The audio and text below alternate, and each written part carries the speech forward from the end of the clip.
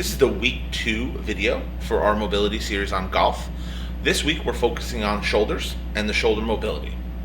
Shoulders are important in golf for many reasons. The first being, it is the place where the torque created in the lower body is able to transfer to the arms and eventually the club and get the club speed nice and fast and get the ball driven with some power. Secondly, and perhaps the more important of the two, is if you've watched a professional golfer, a really good amateur golfer, you'll see that their shoulders aren't always level when they're approaching a ball. If their ball is lying on a hill, they kind of match that shoulder angle with the hill angle, and in doing so are giving the ball the ability to fly a straight pattern. What you'll see is those who lack the mobility will have to drive down on the ball or possibly drop their knees a little bit. Having good shoulder mobility allows you to maintain a proper swing mechanic even if you are dipping a shoulder or you're trying to match that ball angle. That's why this next video and these series of exercises are going to go a long way in improving your golf game. Let's get started.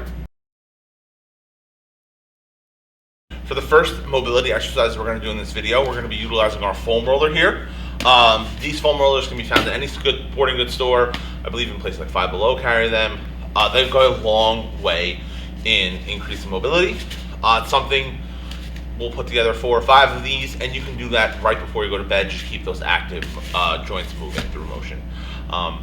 When we look at the shoulders, we're looking at 2 areas in particular. The first is going to be our lat muscles, right? Those big muscles that kind of go below the scapula, and what you'll see for strengthening that you utilize a pull-up to do. And second, we're going to look at the entire thoracic spine. That's the top portion of the spine from the bottom of the neck down to like mid-back, where technically the lumbar spine starts.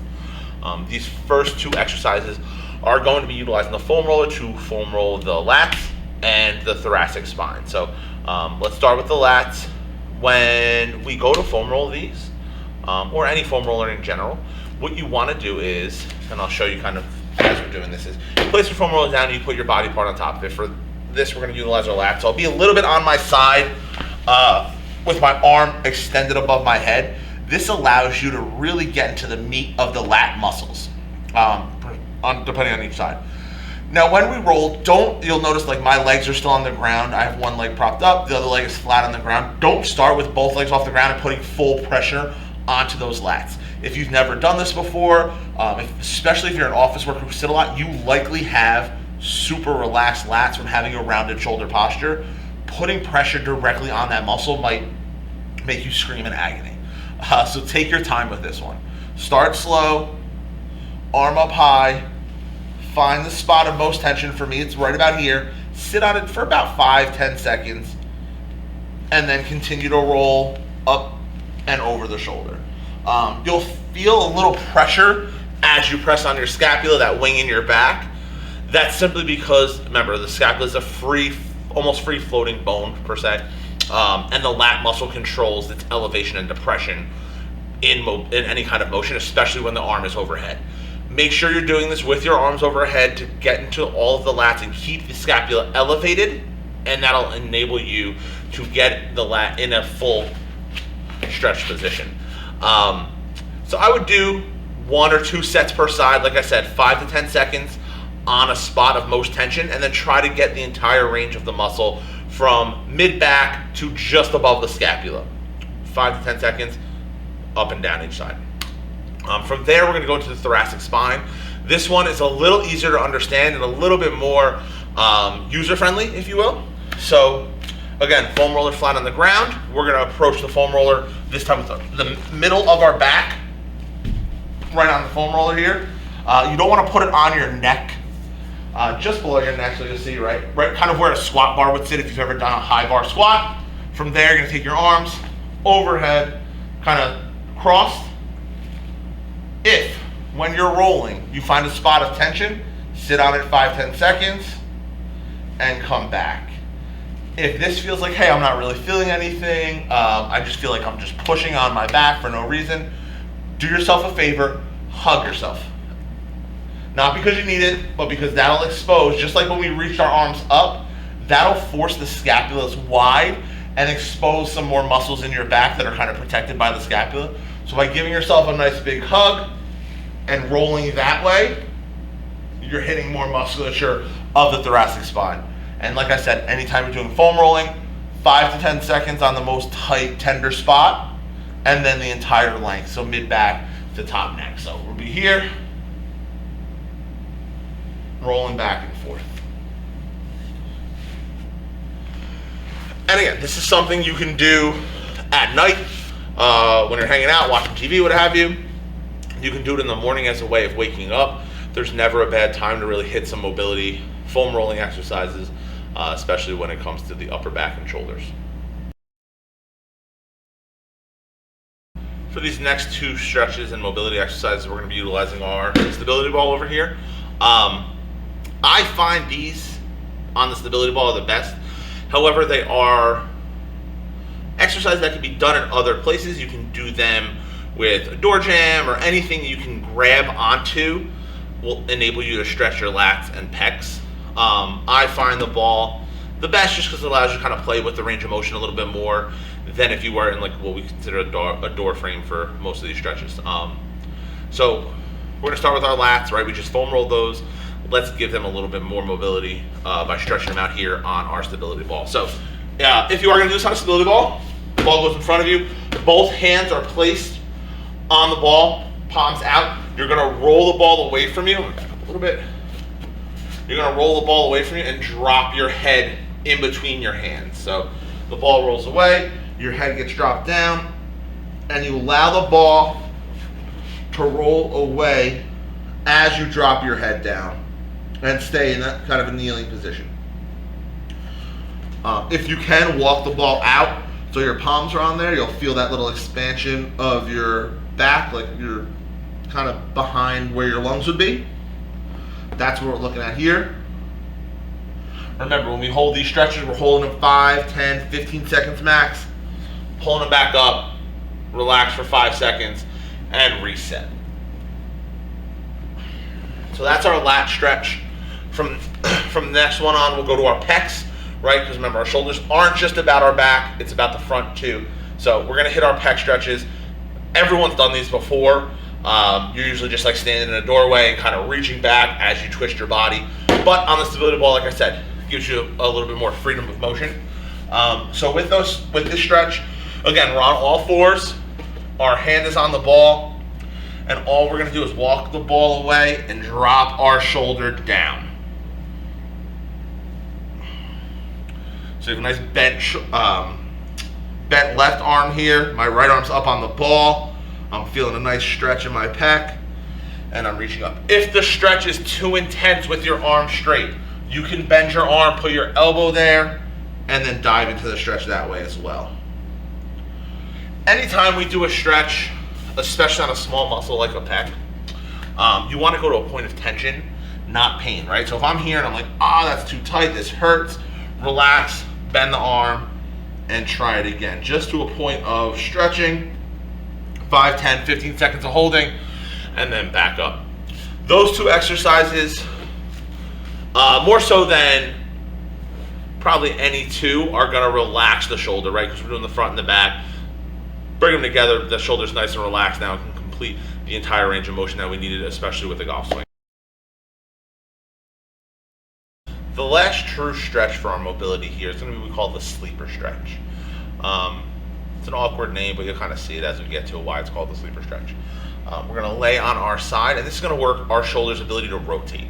Our shoulder is a ball and socket joint, right, which means it has technically 360 degrees of motion. That's why we can do full circles with it. And an important area, especially in golf, is internal and external rotation. This is going to press those little muscles that help us with internal and external rotation. So we're going to line our side for this one. I'll show you the right side. In a side lying position, your elbow is going to be flexed and on the floor. Okay? So my head is neutral. I'm nice and neutral. My elbow is flexed at 90 degrees. My shoulder's at 90 degrees. And from here, you're going to take your opposite hand and drive the hand to the floor. And again, just like with the other stretches, never go to pain, just some stretching. You'll feel some nice stretching in the back part of your shoulder here. Most people are super tight. You may not be able to get your hand to the floor. You may be able to get your hand here until you start feeling the stretch. Just when you feel the stretch, stop, hold it there, and 5-10 seconds, and relax. And I would do 5 reps of 5 to 10 second holds. And again, these rotator cuffs are brutal if you ever get them injured, so keeping them nice and loose and strong with these exercises will go a long way for you guys. And then all you do is same thing on the opposite side, 5 to 10 seconds to stretch, 5 reps if you can get there, and just feel those shoulders loosen up. Now that we've completed the mobility portion, let's look more towards warming up the shoulders for activity. All of those previous mobility exercises can be done at any time. These next few are something you might want to do a little closer when you're playing around, whether it be the morning of or even directly before you get on the course. You'll see there's very little equipment involved, not a lot of space needed. So this next one, some people call them scaption, airplanes, whatever may have you. I'll just show you the basics of it. What you want to do, there's 2 ways we do this exercise, and it depends on the way you're holding your hand. So the first one we're going to do with our thumbs up. We started our hip, back up a little bit, started our hip, and we're not out to the side, right? We're not coming straight out to the side. That's fine. What you want to come more is at like a 45-degree angle from your body. So you lift it up and down. And here you're just going to do like 10, 15 of those with the thumb pointing up. Again, that's called scaption. You can do both hands.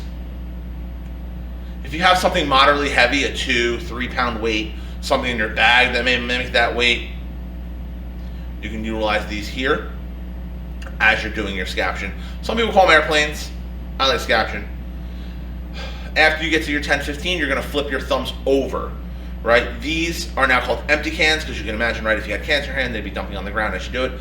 But hands come over and we reach up. You may not be able to get as far up as you did on the last ones, and that's okay. But what you should feel is your scapula is elevating and depressing with your arms as they come up, and your shoulders might start to burn a little bit as you get up here, right? If you don't have strong shoulders, if they're super loose like they just were because we did stretching, you might feel some looseness there. But that's our scaption and our empty cans. The last exercise for our shoulder series is going to be that internal external rotation we talked about previously. I have a golf club here in my hand because I do like to use these with some type of device. I'll show you a couple ways to do internal external rotation. And again, this is going to work those tiny little shoulder cuff muscles that seem to give a lot of golfers problems as they progress through their game. So we're going to hold it the easiest way and the most basic way, and what I suggest everyone starts is with their elbow tucked to their side, okay? My hand is out neutral. You'll see the club head towards the top here, and all we do is rotate in and out. This is internal rotation. This is external rotation. And all you're doing is rotating the shoulder. Nothing else is moving, right? You can even pin this arm down so it doesn't move at all for our internal external rotation, and same thing on the other side. Opening and closing here. As you progress and you feel that that's easy, you can move to above the head, right? So field goal position, right, with our arms, and we're dropping our arm down and up. For this one, you're gonna have to do it in 2 motions, right? This is our external rotation. We start neutral and go external. And then this is our internal. This time is actually coming down to our belly. So the club should kind of hit you in the stomach and you come up there. Some people like to do these with both hands this way to really get their shoulders in the same thing. If you can do the whole range of motion, that's great.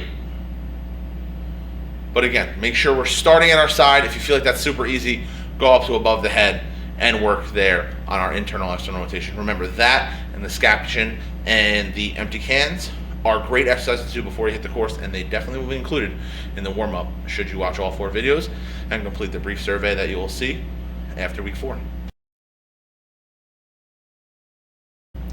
Thank you for watching week 2 of our golf mobility series focusing on the shoulders. Next week, we're going to hit the core. And then the final week and our 4th week will be about the hips. Keep a lookout for the next videos, and I hope you enjoyed. Thank you.